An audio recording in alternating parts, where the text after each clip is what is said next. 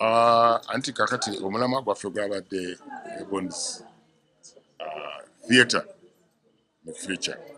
But Genesis bano kakati abaliwo. They were constituting the biggest percentage of population. Twagala tutandike okubaagaza ekintu kino nga tutekamu abantu be basobola okurelatinga with. So we are trying to introduce this young blood n'okugiwa bigger roles. We are supporting because we've done it.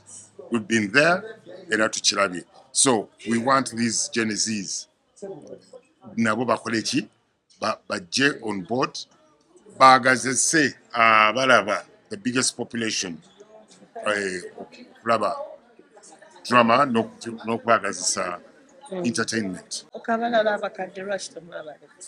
Sente tetwabaleese naye it's expensive kubanga abasinga bali bweru. It's expensive okweteekamu gundi eyo. So era abasinga tuba mentionings at least. Tuba mentionings. Tuba recognizing ne tuba mentioninga.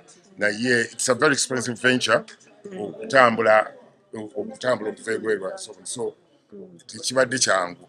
Basobodde kadana nakawunde asobodde najja n'aba representing naye wabaddewo ne sub old Ebonies oba n'abagereko yagidde abamu babadde waliwo yafuuye omulere naye yavudde all the way from UK waliwo abamu be mutamanya ate abaali emabega ddala even before that's life mwattu abasinga abamu babaddewo.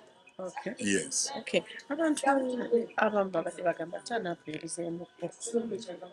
Yes. Kati badde ogamba nkyogere kooti ekyo. Okay. Kati simanyi we mba nkyogera. Okay. If I have managed to play my part, then show negwa. Kasi stopinzeeko ne ngamba tubanange mutusonyiwe tusobodde kumalayo show yange olw'ensonga eno n'ebyo. Bwekibanga Nabagereka asobodde okutuula paka ssaawa 7 tekitera kubaawo naye n'atuula n'alaba show paka. Njagala nnyo okubeebaza mwebale nnyo okutwagala okuba nti tukoze 47 years is because of the support we get from you. So it doesn't matter ani oba omuntu as long as you've managed to make it to 47 years is a big achievement, I think. So we still thank you a lot out there.